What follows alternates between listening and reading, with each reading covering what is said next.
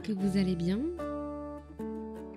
Aujourd'hui, je reviens avec la suite d'un épisode que vous avez beaucoup apprécié, où je vous lis le récit que j'ai écrit quand j'avais 19, 20, 21 ans, au moment où j'allais pas vraiment bien. J'étais en pleine dépression, j'avais arrêté la fac, et écrire, ça a été une thérapie pour moi, ça m'a beaucoup aidée à ce moment-là. J'ai fait cet exercice d'introspection, je me suis posé des questions, je me suis livrée. Tout ce que je raconte dans ce récit, c'est comme si je me confiais à quelqu'un. C'est vrai que quand j'ai commencé à écrire ce récit, je pensais pas forcément rendre ça public un jour. Et puis au final, je me suis dit pourquoi pas le partager avec vous. Je l'ai publié également sur internet, mais je trouvais que c'était peut-être plus captivant si vous m'écoutiez le raconter. Dans l'épisode précédent, j'avais parlé de l'enfance, du changement, de la mort, de l'espoir. Et dans cet épisode, on va parler de sujets qui sont complètement différents. On va parler d'amour, de rupture, d'estime de soi, de confiance en soi. Le chapitre que je vais vous lire, je devais avoir aux environs de 22 ans. Donc il y a quand même une évolution. Donc voilà, c'est tout un cheminement de pensée qui change avec l'âge. Et je trouvais ça intéressant aussi de vous le partager. Donc voilà, je vous laisse ici et bonne écoute. Chapitre 6. L'amour. L'amour est partout autour de nous. Nous naissons de l'union d'un amour. Nous vivons d'amour, nous respirons amour, nous chantons l'amour, nous faisons l'amour, et parfois nous mourons par chagrin d'amour. Mais au fond, l'amour, c'est quoi? Ce sentiment, cette sensation de chaleur qui bouillonne en nous et qui nous rend vivants. L'amour, c'est quoi, si ce n'est cet état de plénitude, comme si aimer était l'unique but de notre venue au monde, comme si dès qu'on naissait, on devait être apte à aimer la vie et la vivre pleinement. Aimer regarder ce coucher de soleil, aimer contempler les oiseaux et se demander ce que ça fait de voler si haut, aimer chanter cet air qui nous trotte dans la tête, aimer cette odeur qui s'échappe du four, aimer passer sa main sur son doux visage, aimer être entouré des gens que l'on aime, aimer voir jouer un enfant, aimer le goût d'un bon vin, aimer la chaleur du soleil sur sa peau, aimer courir toujours plus vite, aimer ce parfum qui nous rappelle une période de notre enfance, aimer écouter le bruit de la nature qui s'agite, aimer la vie, tout simplement. L'amour est partout, notre esprit est souvent trop occupé pour le remarquer. Spectatrice du bonheur des autres depuis ma plus tendre enfance, je regardais les gens s'aimer, puis se déchirer, avec envie. L'amour, on pense qu'il n'est de rien, et meurt de tout. Moi je crois plutôt qu'il réside en chacun de nous, depuis notre premier cri. Il suffit que la flamme s'allume en nous une première fois, pour qu'elle ne meure jamais. L'amour est un sentiment qu'on garde en nous, même lorsque la personne qui faisait chavirer notre cœur ne fait plus partie de notre quotidien. On continue d'aimer, certes différemment, mais on ressent toujours ce petit quelque chose pour cette personne qui nous a fait vibrer une partie de notre vie. L'amour est un sentiment tellement fort, tellement puissant, et pourtant si difficile à exprimer et à définir. Je pense qu'on n'aime jamais deux fois de la même manière. Tout comme je pense qu'on ne peut aimer la même personne de nouveau lorsqu'un lien s'est brisé. De mon côté, j'ai mis du temps avant de connaître l'amour véritable. J'ai connu jusqu'alors des relations sans vraies attaches. Je savais ce que c'était d'aimer quelqu'un, d'éprouver de la joie, rien qu'en voyant l'élu de son cœur s'avancer vers soi. Je connaissais cette sensation de papillon dans le ventre, cette envie de discuter constamment sans que la conversation ne prenne fin. Ces moments de silence, les yeux dans les yeux, avant de s'embrasser pour la toute première fois. J'ai toujours eu la sensation de donner plus d'amour que je n'en recevais, et je n'avais jamais réellement ressenti ce que c'était de se sentir aimé, d'un amour fort et inconditionnel. J'avais fini par apprendre que les miracles n'existaient pas plus que le destin d'ailleurs, que rien n'est écrit d'avance. Alors j'ai pris mon mal en patience, et je me suis résignée à vivre ma vie de célibataire, sans rien attendre en retour, sans envisager qu'il était possible que quelqu'un sur cette terre puisse m'aimer en retour. Quand on est enfant, on vit tout intensément, sans se poser de questions.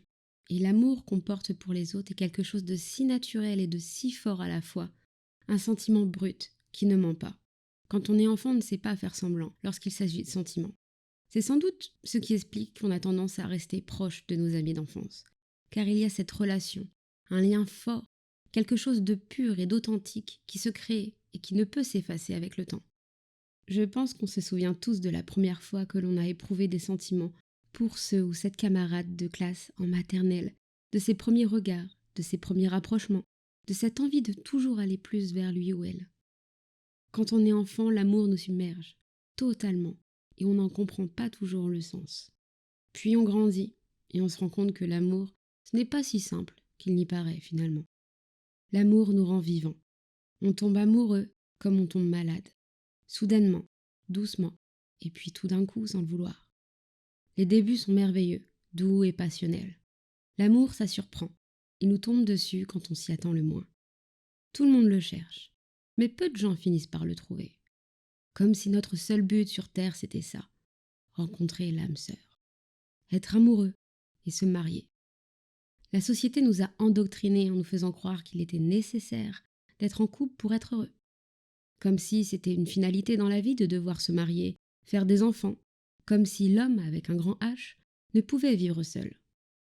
On a créé des fêtes pour célébrer cette union, comme si on avait besoin d'une date dans le calendrier pour se rappeler qu'il est important d'exprimer ce que l'on ressent pour l'être avec qui on partage notre vie. Puis il y a ceux qui croient en l'amour avec un grand A, au prince charmant, et à toutes ces conneries qu'on raconte aux enfants, pour leur faire croire que l'amour entre deux personnes, c'est ce qu'il y a de plus beau au monde. C'est en racontant ce genre de conneries qu'on finit par être déçu en grandissant, puisqu'on se rend compte qu'en amour, rien n'est jamais simple.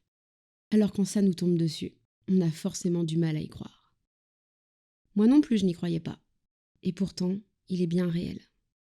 Après toutes ces années d'attente, ce n'est qu'en entrant dans les études supérieures que j'ai enfin fini par faire sa rencontre. Il est comme je l'avais imaginé. Ça s'est fait naturellement. On se voyait peu, au début, puis on a fini par se voir tous les jours. Je me suis jamais demandé si c'était trop rapide, si c'était sérieux ou non, car pour moi c'était une évidence. J'ai appris à l'aimer, entièrement. J'ai accepté ses défauts, et j'ai appris à les aimer eux aussi, parce qu'ils font partie de lui, et parce que je l'aime pour tout ce qu'il est entièrement. J'aime son regard lorsque ses yeux se plongent dans les miens. J'aime sa façon de rire, son expression quand il dort. J'adore ces moments où il me prend dans ses bras et qu'il me serre très fort contre lui. Je me sens bien avec lui. C'est comme un rêve dans lequel tout est possible. Comme si pour la toute première fois, je trouvais un sens à ma vie. Il me comble de bonheur par sa simple présence et par le simple fait de faire partie de ma vie. Avec lui, je n'ai plus l'impression d'être malade. Je ne pense plus à rien, sauf à lui. On vit chaque instant intensément. J'aime le combler de petites attentions et de cadeaux. Mais ce que je préfère par-dessus tout, c'est lui exprimer mon affection en lui disant à quel point je l'aime. Pour lui, je suis prête à tout. Il me donne la sensation d'être unique au monde. On a vécu des moments magiques et inoubliables. Avec lui, je ressens ce que je n'avais alors jamais ressenti auparavant. Avec lui, je peux être moi-même. Il n'y a pas de gêne, car il m'aime pour ce que je suis. Je n'ai peur de rien, si ce n'est le perdre. Je lui fais entièrement confiance. Je n'ai aucun secret pour lui. Il sait tout de moi. Il lit en moi comme dans un livre ouvert. Il lui arrive même de deviner à quoi je pense et d'interpréter mes réactions.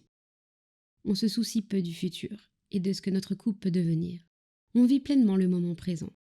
À côté de ça, j'ai un peu arrêté la musique, car même si j'adore jouer de la guitare et chanter, il n'apprécie pas forcément ce côté-là de ma vie. J'ai mis de côté ma passion pour l'écriture et la photographie pour passer plus de temps en sa compagnie. J'ai commencé à m'intéresser à ce qu'il aime pour mieux le comprendre. Une routine s'est installée, répétant le même schéma tous les jours, toutes les semaines. On s'est vite laissé submerger par nos habitudes. Si bien qu'on en a négligé les conséquences que ça pouvait avoir sur notre couple. Le temps a fait son effet et les choses se sont vite dégradées. J'étais jeune et innocente. Je ne pensais pas que l'amour avait le pouvoir de nous transformer. Pour moi, être en couple avec quelqu'un, c'était avant tout partager son quotidien avec la personne que l'on aime, pour que mon quotidien devienne notre quotidien. J'avais cette vision de l'être aimé qui nous pousse vers l'avant et pour qui on est prêt à tout. J'avais tort de croire que c'était le cas pour chaque couple, car pour le mien, ce n'était pas le cas. Je me suis égarée en me rapprochant de ce qu'il était, de ce qu'il voulait que je sois, et j'ai fini par me perdre moi-même. Je suis devenue quelqu'un d'autre. Être en couple, c'est avant tout se fixer des objectifs à deux, avancer dans la même direction, tout en sachant où on veut aller, ce que l'on veut faire. Pour nous, ce n'était pas le cas. J'avais tort de penser que je pouvais arranger les choses seule, quand ça n'allait pas. On néglige trop souvent la communication au sein d'un couple. Sans doute parce qu'on croit connaître l'autre et ses réactions, donc on n'ose pas dire les choses lorsqu'on sait d'avance que c'est quelque chose que l'autre n'a pas envie d'entendre. Alors j'ai pris sur moi un nombre incalculable de fois et j'ai continué d'avancer, mais seule. Si j'ai un conseil à donner avec le recul, ne faites pas la même erreur que moi. Ne vous taisez pas lorsque vous avez quelque chose qui vous ronge à l'intérieur. Communiquez toujours. Si on ne communique pas dans un couple, on ne peut pas savoir comment l'autre ressent les choses, comment il vit les choses. On ne peut pas se comprendre tout simplement, et cela crée de nombreux conflits. Sans communication, on ne peut pas se soutenir et se pousser vers l'avant. Sans communication, un couple a peu d'avenir, finalement. Alors, en voyant que la relation ne menait nulle part, j'ai commencé à me questionner. Je me suis demandé si c'était la bonne personne. Si c'était le cas, je n'aurais pas eu le besoin de me poser la question. Ça voulait donc dire que je doutais. Dans ce cas, pourquoi je doutais? Je doutais parce qu'au fond de moi, j'avais l'impression que notre relation n'allait que dans un sens. Parce que je me sentais moins épanouie et plus tendue qu'avant. Il manquait ce petit quelque chose. On ne se faisait plus confiance. On se parlait moins de ce qu'on ressentait. On ne s'amusait plus autant qu'avant. Où est-ce que je nous voyais dans 10 ans? Avant, j'aurais répondu que je nous voyais installés dans une maison, au bord de mer, avec un enfant en bas âge. Je nous voyais heureux ensemble. Plus forts et plus unis que jamais. Puis j'ai compris que cette relation n'avait pas d'avenir. Il ne m'aimait plus de la même manière. Je le voyais, je le ressentais. Mais je ne disais rien. Au fond de moi, j'ai toujours su que nos chemins finiraient par se séparer, une fois nos études terminées. Malgré tout, je continuais de faire des efforts pour le séduire, pour lui plaire, pour satisfaire ses moindres désirs, parce qu'au fond de moi, même si ça me faisait mal de le voir se détacher, j'avais envie de retrouver ce qu'on avait perdu, parce que je l'aimais plus que tout, et parce qu'à force de construire mon monde autour de lui, il était devenu le centre de mon monde. Il était ce qui rendait mon quotidien plus beau, plus joyeux, par sa simple présence. J'ai donc commencé par lui préparer ses plats préférés. Je tentais de le surprendre dès qu'une occasion se présentait. J'étais clairement prête à tout pour raviver la flamme perdue. Hélas, si j'avais su plus tôt que cela ne changerait rien, j'aurais sans doute fait abstraction de tout ça. Moi qui n'avais jamais eu confiance en moi, je me suis mise à nu devant lui. Je lui ai montré cette facette de ma personnalité que j'ignorais totalement. J'étais terrifiée et excitée à la fois par cette envie de lâcher prise et de profiter, de lui faire plaisir, tout en appréciant l'image de femme confiante, sûre d'elle, sexy que je renvoyais. J'avais commencé à apprécier cette sensation, comme si j'avais du pouvoir, et j'ai commencé à être de plus en plus démonstrative. À chaque fois que j'enfilais ces bouts de tissu, j'avais toujours ce stress, cette peur de ne plus lui plaire. Mais je prenais sur moi. Je me répétais un scénario que j'avais plus ou moins envisagé pour me rassurer. Ça a fonctionné pendant un temps. Puis il a commencé à se lasser et a fini par me délaisser totalement. Je continuais de trouver le courage d'enfiler et de porter ces vêtements qui, j'espérais, mettaient mon corps en valeur. Je pensais que c'était passager et que ça finirait sûrement par revenir à un moment ou à un autre. Alors j'ai continué de faire des efforts. J'ai pris sur moi un nombre incalculable de fois, où je me suis mise à nu devant lui, où je me suis pris des râteaux par dizaines. Et j'ai fini par perdre le peu de confiance en moi qu'il me restait. Je souhaite à personne de vivre ça. Se sentir rejeté par la personne que l'on aime. Le seul refuge que je trouvais à ce moment-là, c'était de m'enfermer des heures et des heures dans la salle de bain, à pleurer recroquevillée par terre dans mon body noir à dentelle. Je me regardais dans le miroir en me demandant ce qui n'allait pas chez moi, en essayant de trouver des réponses. J'étais persuadée que le problème venait de moi, parce que j'en demandais trop, parce que j'avais peut-être changé physiquement, parce que je n'étais peut-être plus aussi désirable qu'avant. Alors je me suis mise à détester mon corps et l'image qu'il reflétait dans le miroir, encore plus qu'avant. J'ai même pensé à faire de la chirurgie esthétique, ce qui est totalement absurde en y repensant maintenant. Et j'étais vraiment sérieuse lorsque j'en parlais. C'est une idée qui m'a traversé l'esprit. Heureusement pour moi qu'un court instant. Pour le récupérer, j'étais vraiment prête à tout. Au fond de moi, je savais que je l'avais déjà perdu. Mais aveuglée comme je l'étais, je ne pouvais pas imaginer la rupture un seul instant. Vivre sans lui, ce n'était pas possible. Il ne m'aimait plus de la même façon, mais je m'en fichais. Je faisais semblant de ne pas le voir, car en dépit de ma volonté, il était tout pour moi. Sa vision de la vie était différente de la mienne, je m'y étais préparée, j'étais prête à faire des compromis pour qu'on puisse être heureux ensemble. Sauf que je n'avais pas imaginé un seul instant qu'il fallait que ce soit réciproque. C'est à ce moment même où j'aurais dû constater que ça n'allait pas et que ça ne pourrait jamais aller. On voyait les choses d'un angle différent, mais sur le moment je me disais que ce n'était pas grave, que ça lui passerait avec le temps, qu'il finirait peut-être par changer d'avis, ou sûrement que c'est moi qui finirais par changer d'avis. Je me suis donc résignée à mettre de côté cette vie idéale que j'espérais tant mener, me marier, acheter une maison, avoir des enfants, parce que lui ne voulait rien de tout ça. Je détestais lorsque son regard se posait sur moi, parce que je voyais qu'il n'avait plus une étincelle d'amour dans ses yeux. Je détestais sa manière qu'il avait de rire, pour tout et pour rien, juste pour se donner un genre devant les autres. Je détestais quand il choisissait de s'endormir plutôt que de me consoler lorsque je pleurais. J'étais nostalgique de tous ces moments où il me prenait dans ses bras, alors qu'il n'osait même plus me toucher. Je me sentais rejetée. Et pour la première fois, j'ai ressenti ce que c'était le fait de perdre un sens à sa vie. Avec lui, je n'avais plus l'impression d'être malade, car il faisait totalement abstraction de la maladie. Il n'en parlait jamais et ne s'y intéressait pas. Il n'a jamais fait l'effort de venir me voir à l'hôpital. On vivait chaque moment avec passion, comme si se torturer était devenu notre manière à nous de se dire que l'on s'aimait. J'aimais le combler de petites attentions et de cadeaux, alors qu'il n'a jamais eu le courage de me dire qu'il m'aimait, après 2 ans de relation. Pour lui, j'étais prête à tout, quitte à sacrifier ma vie si c'était pour sauver la sienne. Et malgré tout ça, je continuais de l'aimer, comme jamais je n'avais aimé personne. Puis il est parti. Il a quitté la ville sans adieu, sans regarder derrière lui une dernière fois la femme qu'il avait laissée, seule au monde à cet instant.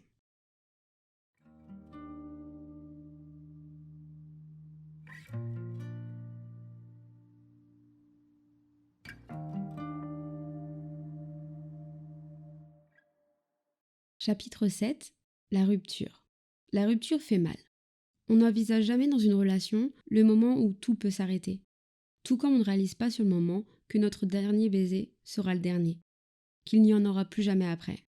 On s'illusionne en croyant que tout est acquis, qu'il n'y a rien qui puisse nous empêcher d'avancer, que tout est beau, que tout est rose, jusqu'au jour où un doute s'installe.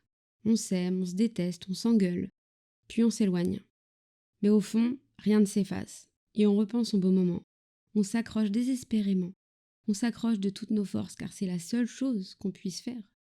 On préfère se dire que tout va rentrer dans l'ordre, que tout redeviendra comme avant.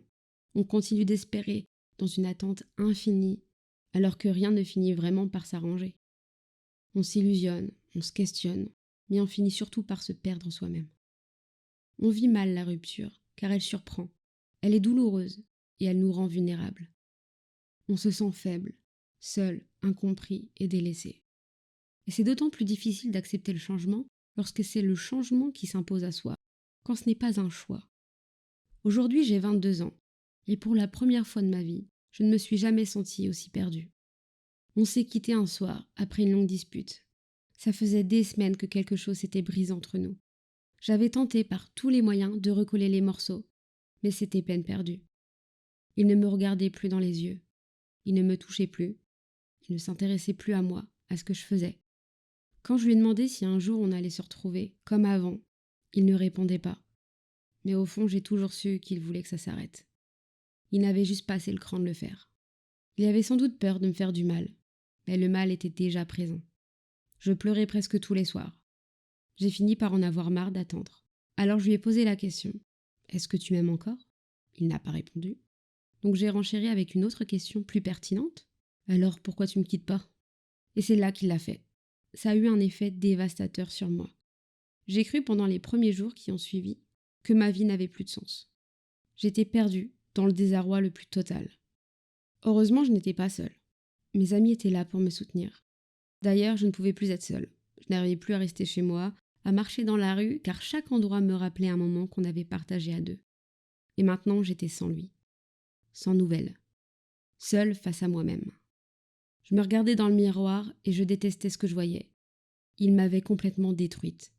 Je ne ressemblais plus du tout à la fille que j'étais 2 ans plus tôt. Comme si mon corps s'était vidé de toute substance, de toute énergie. Un tas d'os et la peau sur les os.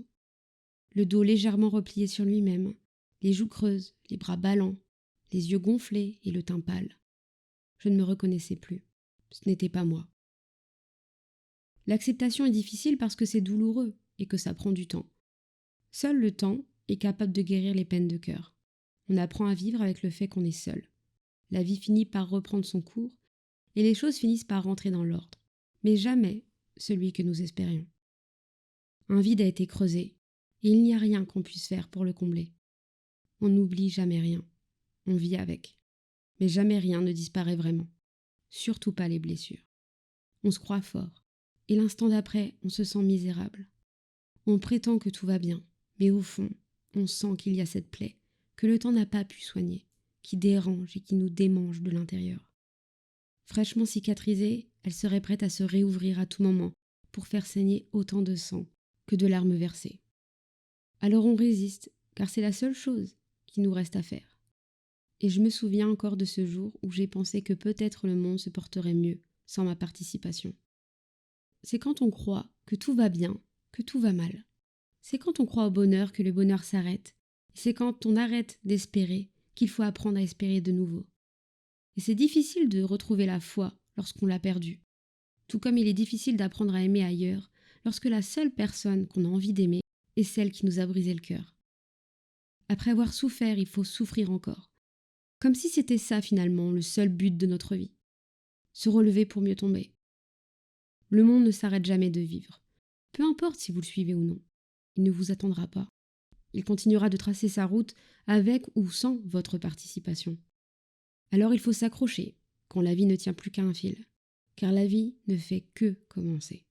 Et quoi qu'il arrive, la vie mérite d'être vécue. On s'est quitté en désaccord. Il ne m'aimait plus. Je pouvais le lire dans ses yeux. Cette lueur qui apparaissait dans son regard s'était éteinte. Et je savais que c'était trop tard. Ce n'est pas pour rien si on dit que l'amour rend aveugle. J'ai longtemps fermé les yeux sur ce qui n'allait pas. J'ai souvent choisi de me taire et me forcer à faire comme ça lui plaisait. Je faisais semblant, je lui mentais et je me mentais à moi-même. Je prétendais aimer ce qui le passionnait pour pouvoir passer du temps avec lui. Sinon, on ne trouvait plus vraiment de raison pour se voir. Je ne sais comment, notre vie a pris un autre tournant. On ne s'épanouissait plus comme avant. La routine nous a consumés sans s'en rendre compte. Et c'était trop tard. Malgré le fait qu'on se soit beaucoup déchiré et torturé l'un l'autre, il est le premier homme à m'avoir fait sentir être une femme. Pour la première fois de ma vie, j'avais de l'importance pour quelqu'un. Cet amour était fort et intense, certainement parce que c'était le premier pour nous deux. J'ai aimé comme je n'avais jamais aimé auparavant. Avec lui, j'étais moi-même. Je n'avais plus aucun secret pour lui. Il me connaissait par cœur. C'est peut-être pour cette raison qu'on s'est séparés, parce qu'on était trop proches, trop collés l'un à l'autre tout le temps. On ne se laissait pas assez de place pour respirer, pour profiter de son côté, seul. Aujourd'hui, les hommes m'aiment, mais je ne les aime plus. Je n'arrive plus à m'attacher. Je ne cesse de me dire que j'attends que l'amour revienne, mais au fond de moi, je sais qu'il ne reviendra pas de sitôt. Mon tour est déjà passé. Une partie de moi espère le croiser au coin d'une rue, le rencontrer lors d'une soirée ou dans un bar. Je pense avant tout que l'amour est une question de hasard. Il nous tombe dessus, comme ça, lorsqu'on s'y attend le moins. Ce n'est pas en le cherchant partout qu'on le trouvera. J'ai eu une période où je cherchais absolument partout l'amour, même sur les applications de rencontres.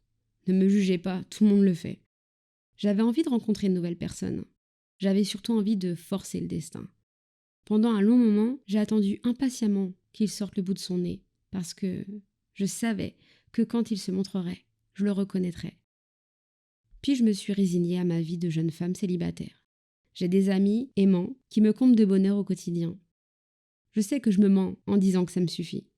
Rien ne suffit vraiment lorsqu'il s'agit d'amour. On ne peut pas remplacer l'amour d'un homme ou d'une femme par l'affection qu'on éprouve envers ses amis.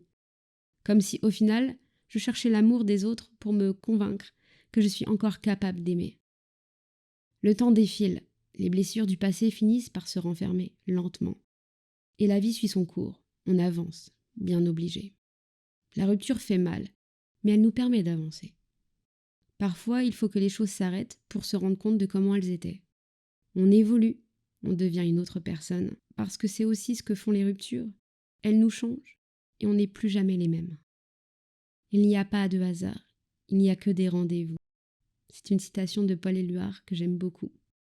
J'affectionne particulièrement cette citation car elle m'amène à croire que rien n'arrive par hasard. Chacun d'entre nous a la possibilité de faire des choix qui semblent insignifiants à première vue, mais qui impactent nos vies au quotidien d'une manière incroyable. Le tout est d'en prendre conscience. Le hasard n'existe pas, la chance et les coïncidences non plus. Tout ce qui arrive dans nos vies dépend de ces choix que l'on fait.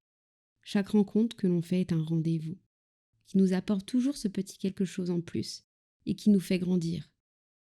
Cette citation est magnifique car elle nous apprend qu'il faut savoir s'écouter et suivre ses intuitions. Elle tend à nous faire comprendre qu'il faut être attentif au monde qui nous entoure, qu'il faut penser positif pour attirer le positif, et que le destin, c'est nous qui le provoquons.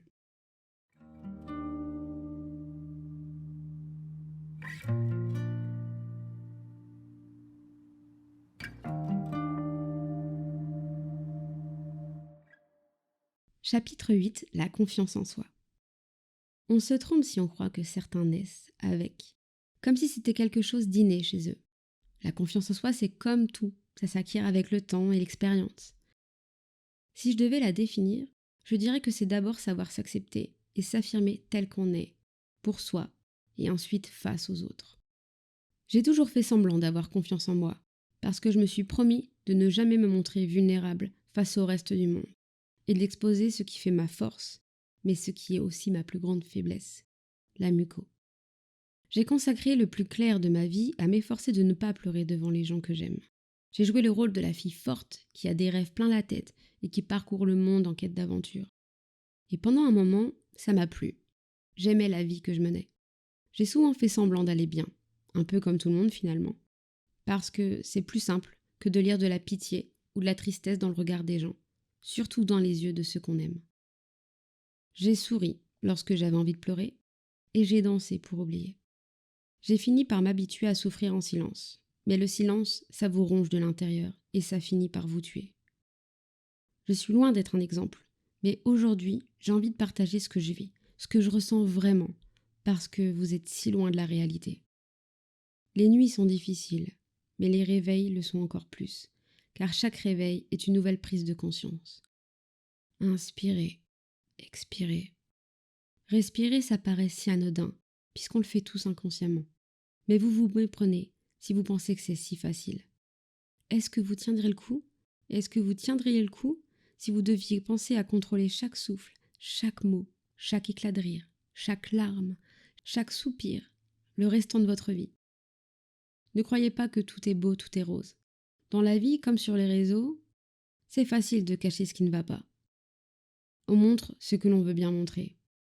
L'image que les autres ont de moi est celle que j'ai choisi de montrer, parce que c'est plus simple, plus facile que d'affronter les critiques et les moqueries. Les gens aiment pointer du doigt les différences, comme si c'était quelque chose de mauvais.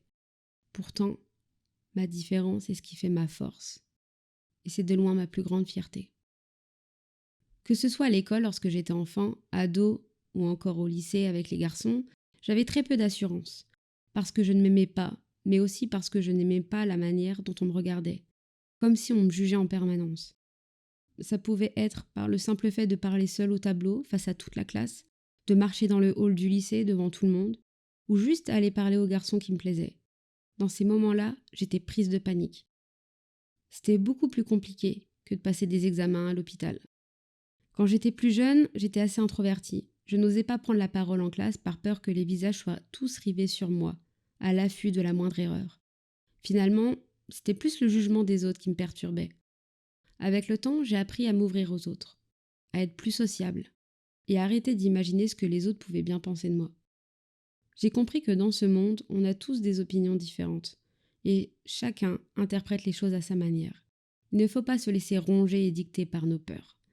L'échec n'est pas une honte, au contraire. Sans échec, nous ne pouvons pas nous améliorer, et par conséquent devenir une meilleure version de nous-mêmes. Mais quand on a 15 ans, 17 ans, on n'a pas encore la maturité nécessaire pour le comprendre, et on se morfond sur ce que l'on pense être une vérité. Et sans s'en rendre compte, on se forge des complexes, une opinion de soi erronée, qu'on est peut-être seul à voir et qui nous collera à la peau le restant de notre vie. Quand on est jeune, on vit les choses intensément, sans les interpréter, sans en comprendre les causes, les conséquences, ce que ça produit en nous, ce que les autres peuvent ressentir. Qu'on le veuille ou non, on est tous affectés pour tout ce qui arrive dans notre vie. Et tout se révèle dans notre comportement, notre attitude. L'adolescence est certainement la période où on se pose le plus de questions, où on se sent le plus tyrannisé par toutes ces émotions qui s'imposent à nous et qu'on a du mal à contrôler. C'est une période où la confiance en soi est mise à rude épreuve. Les parents nous mettent la pression, on découvre le monde sous un nouveau jour, on fait ses premières expériences. C'est d'autant plus difficile d'avoir un manque de confiance en soi lorsqu'on doit apprendre à s'affirmer.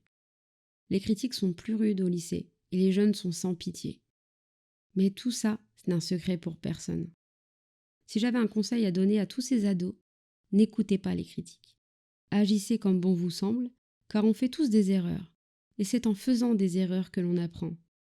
N'ayez pas peur de vous affirmer tel que vous êtes. N'ayez jamais honte de qui vous êtes. Ne vous rabaissez jamais, car c'est ce qui vous différenciera des autres. Faites de vos faiblesses une force que personne ne pourra atteindre. Si j'avais un conseil à donner à mon moi du passé, je lui dirais « Ne sois pas si timide. Tu n'as rien à perdre. Ose. » C'est sans doute par manque de confiance en moi que je me suis intéressée à la mode au lycée. J'ai commencé à essayer de bien m'habiller pour faire meilleure figure devant les autres. Je ne voulais en aucun cas qu'on me remarque. Mon but c'était de passer inaperçue pour ne plus être celle que l'on dévisage maladroitement. J'avais comme objectif de me fondre dans la masse. La manière dont on s'habille montre une certaine image de soi. J'ai toujours eu du mal à accepter les compliments et les cadeaux. Et ceci est toujours d'actualité. Ça me gêne. Je ne sais pas comment répondre sans être maladroite. J'ai dans ces moments-là l'impression de ne pas le mériter et de devoir jouer un rôle pour ne pas décevoir les personnes en face de moi. Comme si elles s'attendaient à une réaction précise de ma part. C'est n'importe quoi. Et pourtant, c'est toujours comme ça que je le vis. Je m'efforce d'agir, non pas comme je suis réellement, mais comment les autres aimeraient que je sois. À force de vouloir faire plaisir aux autres, j'ai fini par me perdre moi-même. Et c'est certainement mon plus gros défaut. Que ce soit avec mes amis, mes amants, j'ai toujours fait en sorte de ne pas les décevoir, de tout faire pour qu'ils se sentent bien. Je suis le genre de personne à s'excuser tout le temps, même quand ce n'est pas ma faute, par politesse. Je m'attache très rapidement aux gens, je me confie souvent. Et c'est d'autant plus difficile lorsqu'une personne pour qui j'ai de l'affection me déçoit, ou lorsque je me rends compte que ce n'est pas réciproque. Je me sens vite dépassée par les événements parce que je prends tout trop à cœur. Je me blesse facilement. Avec le temps, j'ai compris que ce n'était pas la faute des autres, c'est moi qui avais trop d'attentes envers eux.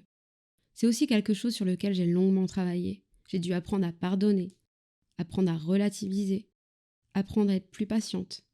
Et même si aujourd'hui il m'arrive encore d'avoir trop d'attentes envers quelqu'un, je finis toujours par en prendre conscience et me dire « Stop, tu vas trop loin, tu te fais trop de mal pour rien ». J'arrive à faire ce travail sur moi. Je me remets en question et j'essaie d'avancer, de trouver une solution, de relativiser.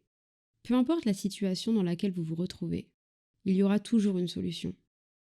Le seul regret que j'ai est de ne pas avoir assez osé ouvrir mon cœur aux hommes, d'avoir trop souvent pris peur et de m'être défilé.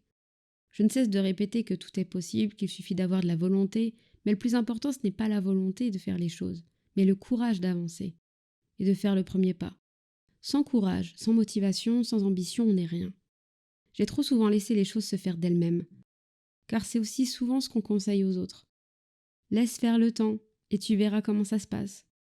Sauf que le temps ne prend pas de décision. Il n'agit pas à notre place. En choisissant de ne pas agir, on subit les conséquences de notre manque d'audace. Maintenant, avec le recul, j'ai peur que personne ne soit capable de m'aimer de nouveau. Qui aurait envie de se mettre en couple avec une personne malade ? Parce qu'il ne faut pas se mentir, la plupart des gens, lorsqu'ils entendent le nom de la maladie, ils se mettent à paniquer. Parce que oui, ça fait peur, même si ce n'est pas si effrayant finalement. Alors j'essaie de ne pas trop m'attacher, au cas où la personne prendrait peur et me laisserait tomber. J'ai l'infime impression que le destin ne veut plus me laisser ma chance. Chaque homme que je rencontre au premier regard, au premier échange, semble me plaire. Puis il finit par cueillir une autre fleur, plus fraîche, plus belle, pleine de vie, mais ailleurs. On tente de me consoler en me disant de laisser faire le temps, sauf que je n'ai pas votre temps. J'adore ma vie de femme célibataire, car ça me permet de me consacrer à toutes mes passions à plein temps, mais rien ne peut égaler le fait de partager sa vie auprès de la personne qu'on aime. Rien n'est comparable. Et j'ai ce manque d'affection au fond de moi que je tente de combler par tous les moyens, mais aucun ne suffit vraiment. Alors j'ai fini par baisser les bras. J'ai fini par m'interdire d'aimer. La confiance en soi, je l'ai gagnée lorsque j'ai commencé à m'intéresser au développement personnel et à m'ouvrir au monde, à m'interroger sur ma manière de concevoir les choses. Ça m'a aussi beaucoup aidé à prendre du recul sur ma vie. J'ai donc appris que le meilleur moyen pour avancer et pour évoluer sans cesse est de se poser les bonnes questions et d'être ouvert à l'échange. Lorsqu'on était enfant, à l'école, on nous a souvent appris à répondre à des questions, mais rarement à en poser. Pourtant, tout l'enjeu se trouve dans notre aptitude à réfléchir et à se questionner sans cesse. C'est en se posant les bonnes questions et en réfléchissant que l'on prend les bonnes décisions. Alors j'ai commencé à me questionner sur ma vie, ce qu'elle fut, ce qu'elle est devenue et ce qu'elle pourrait potentiellement devenir. J'ai commencé à lâcher prise, à accepter ma vie telle qu'elle était. Et je me suis promis de tout faire pour ne jamais avoir à regretter quoi que ce soit. Et à tout faire pour vivre pleinement, sans restriction, sans frustration, sans limite. Car il n'y a jamais de bonnes ou de mauvaises expériences. Il n'y a que des bonnes ou de mauvaises manières de les gérer. Faire ce que tu aimes, c'est la liberté. Aimer ce que tu fais, c'est le bonheur. La confiance en soi, je l'ai également obtenue grâce au sport. Au début, moi aussi, j'avais une certaine réticence lorsqu'on me disait de me mettre au sport, lorsqu'on me disait que c'était cool, qu'on se sentait mieux après une bonne séance. Et comme la plupart des gens, je ne voulais rien entendre, préférant le confort de mon canapé. Pendant que certains transpiraient à grosses gouttes, moi j'étais devant mon poste de télévision et je le vivais plutôt bien. Dans la vie, il ne faut jamais se sous-estimer ou se laisser rabaisser sans raison. Si j'avais eu plus tôt confiance en moi, il y aurait beaucoup de choses que j'aurais fait autrement et qui sans doute se seraient mieux passées. Malheureusement, on ne peut pas refaire le passé. J'ai fini par me mettre au sport après cette fameuse rupture, car à cette époque de ma vie, c'était un moyen de me vider l'esprit, de dépenser toute cette énergie et de la transformer en quelque chose de positif. Et après des heures passées à m'entraîner, à me surpasser sans relâche, le sport est devenu un nouveau mode de vie. Parce que c'est en faisant du sport que je me suis sentie bien, plus vivante que jamais. Plus ça me demandait d'efforts et plus j'avais la sensation de l'emporter sur la maladie. C'est lorsque je sentais mon rythme cardiaque et mon souffle s'accélérer que cette boule d'énergie se réveillait en moi, réanimant mon corps tout entier. Plus la bouffée d'air était grande, plus j'avais la sensation de bien-être, comme si l'oxygène était devenu une drogue. Au final, rien n'est plus apaisant qu'une grande inspiration et une longue expiration. Faire du sport m'a rendue beaucoup plus confiante et sereine. Grâce au sport, j'ai pu reprendre ma vie en main, guérir mes blessures d'amour et d'amitié. J'ai gagné en confiance en moi. Je me suis fixé de nouveaux objectifs. J'ai pris conscience que tout était possible finalement. Que ce n'était pas parce que j'avais plus de difficultés que les autres que ça voulait dire que je ne pouvais pas y arriver. J'ai pris du poids et du muscle. J'ai vu mon corps se transformer. J'ai compris qu'avoir une bonne alimentation, c'est primordial pour se sentir bien, pour vivre mieux. Aujourd'hui, je m'épanouis, beaucoup plus qu'avant, dans tout ce que j'entreprends, car j'ai cette volonté d'aller toujours plus loin. Évidemment, ce n'est pas tous les jours facile, car même quand on a la rage de vaincre, le corps ne suit pas toujours, et c'est compliqué de devoir s'imposer des limites. Mais on apprend à faire avec, et on continue d'y croire, car il n'y a que ça qui compte au final. Car oui, aujourd'hui j'ai de l'espoir. Qu'on le veuille ou non, le sport, ça aide beaucoup à se redonner confiance en soi, à se donner la force d'avancer, d'aller de l'avant. Toute ma vie, j'ai eu l'impression de m'être cachée, de m'être cherchée. Et pour la toute première fois aujourd'hui, je peux vous dire en vous regardant droit dans les yeux que j'aime mon corps. J'arrive à me regarder dans le miroir sans me trouver laide. Le sport est important car il aide à se reconstruire soi-même. Je ne dirais pas que ça guérit totalement, mais ça referme les blessures qui nous empêchaient autrefois d'être nous-mêmes. À travers le sport, on reprend peu à peu le contrôle de sa vie. On ne se laisse plus diriger par ses peurs. Parfois, il faut être prêt à se débarrasser de la vie qu'on avait prévue pour pouvoir vivre la vie qui nous attend, celle qu'on n'osait pas s'imaginer. Le plus important, ce n'est pas ce que tu es, mais ce que tu choisis d'être.